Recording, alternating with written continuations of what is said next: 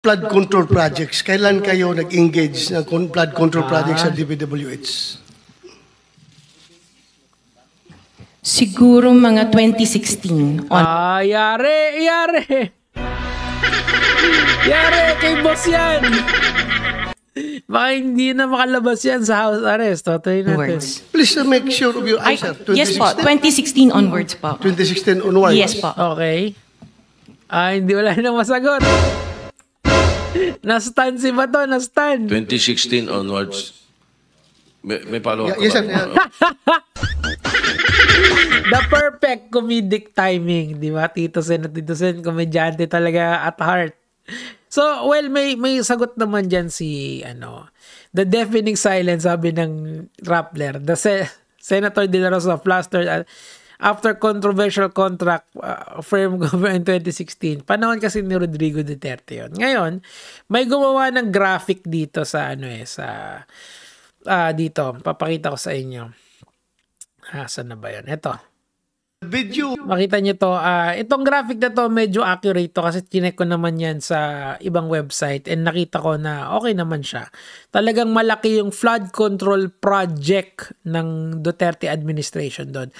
Take note flood control budget ito. Hindi lang ito para si Diskaya. 64, 80, 141, 133, 90, 101, 128 billion. Okay? Ulitin ko, hindi ito binigay sa Diskaya. Ang sinasabi ko lang, yan yung budget nila for flood control. Okay?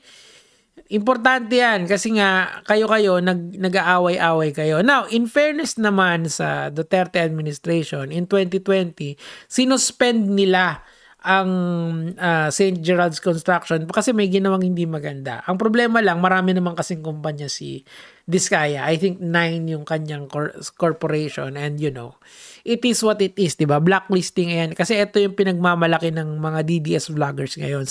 Walang kinalaman niya si Tatay Digong. Napakabait ni Tatay Digong. Purihin si Tatay Digong. Gusto ko yung panaginip ni Bato Pucha, sinero pa talaga yun.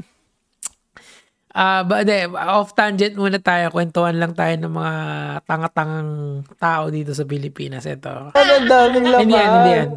Ito. Ayan last night I had a dream. Mayor Rodi was granted house arrest. We had a tearful reunion. We hugged each other and he whispered to me, Ronald, I'm okay. Gwenchana. Dinamay mo pa si Lord. Lord, please make my dream come true. Ano naman ang kasalanan ni Lord sa'yo, Brad? Ay, nako. Source of comedy ko talaga itong mga DDS na to. Like, hindi talaga makukumpleto ang araw ko pag hindi ko sila dinidebunk. Like, nagsawa na ako sa mga vloggers totoo lang, yung mga vloggers na madadrama. Pero iba talaga pag,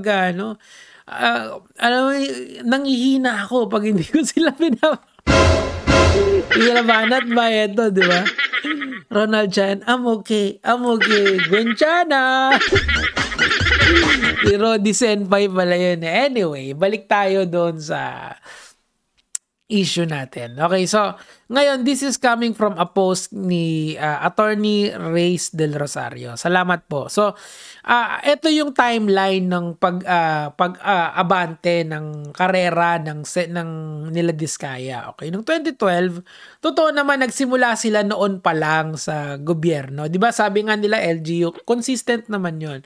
Okay, so noong 2012, first time silang nag-bid sa Aquino administration. Ayan, 2014 incorporation, tapos 2015 to 2016 suspension, tapos na-reinstate sila ni Aquino. 2016 to 22, dito na nag-start yung mga flood control project nila. Until nung 2020, nagkaroon ng slight hiccup and yun na. Now, panoorin nyo yung isang content ko. Di ba sinabi ko sa inyo may windfall earnings sila or yung pinakamataas na kikitain itong kumpanya na to. Nangyari yon during the Marcos administration. So, what can we conclude dito? About sa St. Gerald and about dito sa mga proyekto nila. Ang dapat nating pag-usapan dito is ganito. lahat ng administration na pinasukan nila has something, it's not just a one-man problem. Okay? Hindi lang sila Sara Diskaya ang may problema dito. Ang problema dito is how the system let them do their thing, di ba? Hindi mo pwedeng isisi lang kay Duterte, hindi mo naman pwedeng isisi kay Aquino, hindi mo naman pwedeng isisi kay Marcos. You have to look at it in the bigger picture. It's a systematic problem. Kaya itong mga kumpanya na to is festering, okay? As much as I do not like Bato de la Rosa, I don't like him. Hindi ko nga binoto yan eh. I am campaigning against him nung tumakbo siya bilang senator. But to say na panahon ni Marcos kung bakit yan namihasa is mali. Maling perspective yon. True na malaki yung kinita nila dito according to Attorney Reyes del Rosario, yung windfall nila, yung pinakamalaking kita nila ngayon siguro dahil because of inflation, 'di ba? Kasi malaki na kada taon naman lumalaki yung budget, most likely because of the inflation, 'di ba? Pero it does not absolve the previous two administration na pinapasok itong mga to para gumawa ng mga hindi magandang bagay. Kasi nga yun yung nangyayari ngayon eh. Obvious naman siguro yan sa atin. Okay. Eto, sabi dito, eto, kasi yung mga purpose to skip 2016 kung saan according to Diskaya nagsimula lang awardan ng DPWH 2020 na blacklist sila. Besides 9 company ng Diskaya, hindi lahat na blacklist. Exactly, yun nga yun. So, hindi porke may na blacklist na isa, hindi na makakapasok yung iba. Meron silang fallback doon eh, di ba? And ang problema lang, hindi yun exactly pag-aari ni Diskaya. Di ba nga nagda-divest sila doon para ilipat sa ibang tao and so on and so forth. Now, let's go here. Ito yung pinaka okay dito. According to the research of Attorney Reyes, ito daw noong 2017 daw, nagkaroon ng collaborations. Ang CLTG na pag-aari ni Bongo, kapatid ni Bongo at saka ang St. Gerald. Ang total contract price nito is 816 million pesos. Point here is that makikita nyo na miski kahit saang regime sila pumunta, Duterte, Marcos, Aquino, meron silang kinikita through DPWH. Ang kailangan na lang nating alamin yon if this etong mga kitaan ba na to ay mali or tama or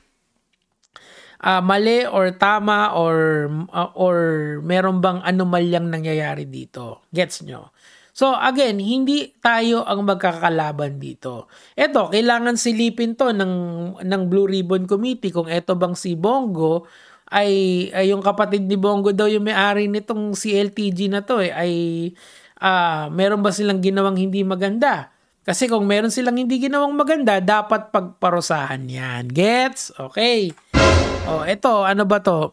Ano bang ginawa nila? Road widening yata ito eh. So, ibig sabihin, hindi lang pala sila sa flood control namimihasa sa maraming projects pa ng gobyerno. Again, wag po tayong short-sighted dito sa problema na to.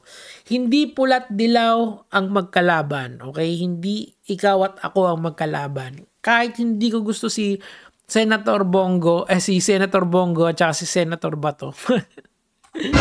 I will support anything that will try to emphasize destroying corruption, 'di ba? 'Di ba? So mali yung natin mali yung pagtingin natin dito 'di ba?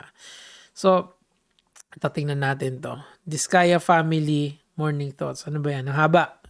Wag na. So, ang point dyan is that kailangan natin tignan to objectively. Tas managot ang dapat managot. And hanapin din nila yung mga principal na mga politikong nakakadikit sa kanila. Hindi naman siguro yan ganyang kalakas at ganyang katapang kung walang mga backer na politiko yan. Look at the data closely. Yun lang naman po yung sa akin for today.